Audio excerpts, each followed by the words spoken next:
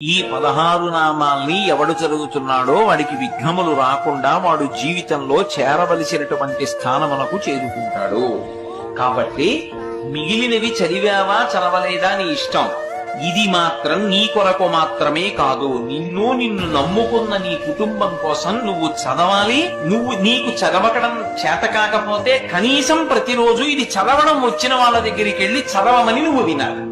చెప్పి సుముఖశ్చైకదంతశ్చ కపిలో గజకర్ణకః లంబోదరశ్చ వికటో విఘ్నరాజో గణాధిపః ధూమకేతుర్గణాధ్యక్ష ఫాలచంద్రో గజాననః వక్రతుండ శూర్పకర్ణో హీరంబ స్కందపూర్వజః షోడశైతాని నామాని యప్పఠేత్ శృణుయాదపి విద్యారంభే వివాహే చ ప్రవేశే నిర్గమే తథా సంగ్రామే సర్వకార్యేషు విఘ్నస్తస్య నిజాయతే.